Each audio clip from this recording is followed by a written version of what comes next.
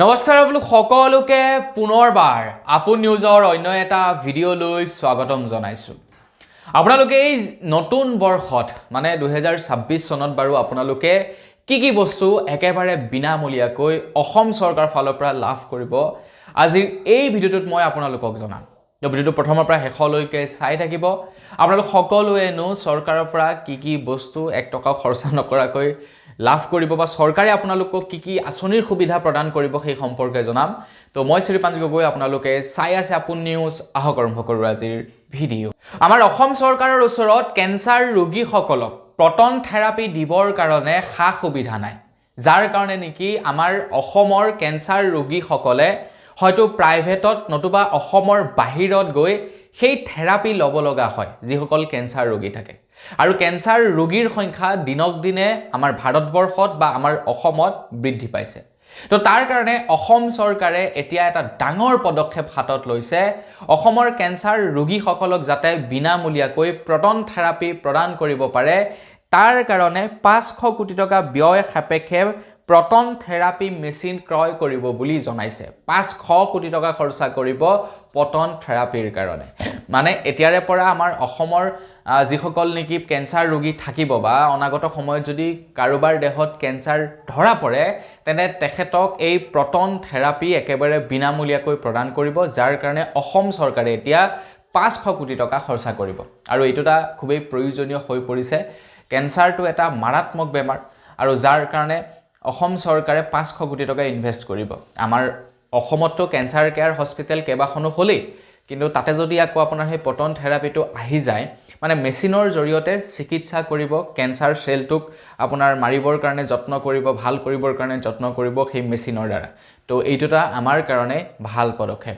আগবাঢ়িছোঁ ইয়াৰ পাছৰটো ভাল খবৰ ফালে। খবৰ ওলাই পৰিছে যিসকলৰ কাৰেণ্ট আছে তেওঁলোকৰ কাৰণে এটা বিৰাটেই ভাল খবৰ। এতিয়া অসমৰ বিভিন্ন মানে অসমৰ বাহিৰৰ কিছু ৰাজ্যত কাৰেণ্টৰ বিল বিনামূলীয়াকৈ দিয়ে, মানে কাৰেণ্টৰ বিলত ৰেহাই প্ৰদান কৰে। আপোনালোকে হয়তো নিশ্চয় জানে, কিন্তু আমাৰ অসমতো কাৰেণ্টৰ বিলত ৰেহাই দিয়ে আকৌ। আপোনালোকে হয়তো সেই সম্পৰ্কে নাজানিব পাৰে, কিন্তু আপোনালোকৰ ঘৰৰ প্ৰত্যেক মাহৰ যিখন কাৰেণ্টৰ বিল আহে সেই বিলখন এবাৰ চাবচোন। সেই বিলখনত এটা ছাবচিডি এড হৈ থাকে, আৰু সেই ছাবচিডিটো আপোনালোকে এই 2026 চনতো লাভ কৰিব। ময়ো অৱশ্যে আগতে গম পোৱা নাছিলোঁ। আজি যেতিয়া মই বিলখন চালোঁ, বিলখন চাওঁতেহে দেখা পাইছোঁ যে ছাবচিডি প্ৰদান কৰে কাৰেণ্টৰ বিলত। কিমান টকা বৰ বিশেষ নিদিয়ে, কিন্তু আপোনালোকে চাওক, এই ৰেড কালাৰৰ মই দাগ মাৰি থৈছোঁ। গভৰ্ণমেণ্ট ছাবচিডি দিছে 67 ৰুপিজ। মানে মোৰ যিমান টোটেল কাৰেণ্ট বিলটো যিমান হৈছে, তাৰ পৰা 67 ৰুপিজ চৰকাৰে ছাবচিডি প্ৰদান কৰিছে। এয়া আমাৰ মানে পাৰ মন্থ একচুৱেলি বিল আহিব লাগে 540 টকামান, কিন্তু ছাবচিডি প্ৰদান কৰি 466 টকা আহে। মানে 67 ৰুপিজ ছাবচিডি আহে সকলোলৈ। আপোনালোকলৈ আহিব, চবৰে বেলেগ বেলেগ আহে। আপোনালোকৰ বিলখন আপোনালোকে এবাৰ চেক কৰি চাব আপোনালোকৰ বিলত কিমান টকাৰ ছাবচিডি আহে, আৰু সেই ছাবচিডি আপোনালোকে 2026 চনতো লাভ কৰিব। আগবাঢ়িছোঁ ইয়াৰ পাছৰটো খবৰ ফালে। ইয়াৰ পাছৰ খবৰটো ওলাই পৰিছে পঢ়ি থকা ছাত্ৰসকলৰ কাৰণে, মানে পঢ়ি থকা ল'ৰাবিলাকৰ কাৰণে। তো পঢ়ি থকা ল'ৰাবিলাকক বাবু আঁচনিৰ জৰিয়তে পইচা প্ৰদান কৰিব। তো যিসকল ল'ৰাই নেকি পঢ়ি পাছ কৰিলে, তো তেওঁলোকৰ কাৰণে বিৰাট এটা ভাল খবৰ ওলাইছে। আৰু যিসকলে নেকি আপোনাৰ পষ্ট গ্ৰেজুৱেট, যিসকল ল'ৰা পষ্ট গ্ৰেজুৱেট আমাৰ অসমৰ, তেওঁলোকক প্ৰদান কৰিব 2000 টকাকৈ, আৰু যিসকল গ্ৰেজুৱেট তেওঁলোকক দিব 1000 টকাকৈ।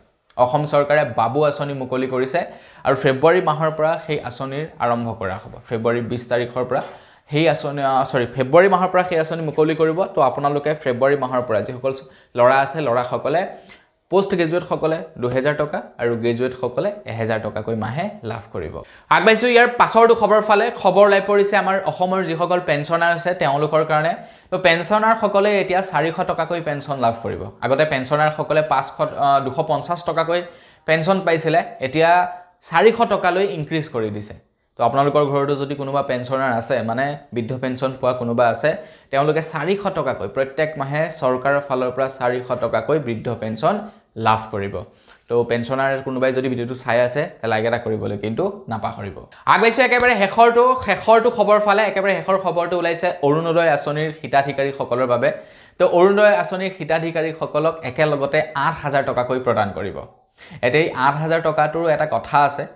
3000 টকা চৰকাৰৰ ফালৰ পৰা বিহু চলিবৰ কাৰণে দিব, আৰু 8,000 টকাটো যে দিব 3,000 টকা বাদ কৰিলে 5,000 টকা থাকে সেই 5,000 টকাটো হৈছে 4 মাহৰ পইচা একেলগতে দিব মানে কি হয় আপোনাৰ এফালে এপ্ৰিললৈকে একেলগতে পইচাটো প্ৰদান কৰিব যাৰ কাৰণে নেকি আপোনালোকক কি কৰিছে 8,000 টকা দিব বুলি কৈছে এতিয়া এই 8,000 টকাটো দিব ফেব্ৰুৱাৰী মাহৰ 20 তাৰিখৰ দিনাখন 20 তাৰিখৰ দিনাখনি দিব 4 মাহ ফেব্ৰুৱাৰী মাৰ্চ এপ্ৰিল তো এনেকৈ 4টা মাহৰ পইচা আপোনালোকক একেলগতে দিব আৰু লগতে যি নেকি আপোনালোকৰ 3,000 টকা এক্সট্ৰাকৈ বঢ়াই দিব হেয়া বিহু চলিবৰ কাৰণে মানে সৰ্বমুঠ 8,000 টকা আপোনালোকক ফেব্ৰুৱাৰী মাহত প্ৰদান কৰিব বুলি জনাইছে গতিকে আপোনালোক যদি এগৰাকী মহিলা অৰুণোদয় আঁচনি যদি পইচা পায় তেনেহ'লে আপোনালোকৰ কপাল মানে ফুলিলে আৰু তো বাৰু যি কি নহওক আজি ভিডিঅ' জনাবলগীয়া খবৰ ইমান কেইটাই আছিলে খবৰ কেইটা জানি কেনে পালে কমেণ্ট ছেকশ্যনত জনাব এই বস্তুকেইটা আপোনালোকে ফ্ৰী কৰি লাভ কৰিব এই মানে 2026 চনত তো খবৰ কেইটা জানি যদি ভাল লাগিলে লাইক এটা কৰি থৈ যাব চেনেল যদি ছাবস্ক্ৰাইব কৰা নাই ছাবস্ক্ৰাইবটো কৰি ল'ব পুনৰ এটা লগ পোৱাৰ আশা জনাই বিদায় মাগিছোঁ ধন্যবাদ জয় অসম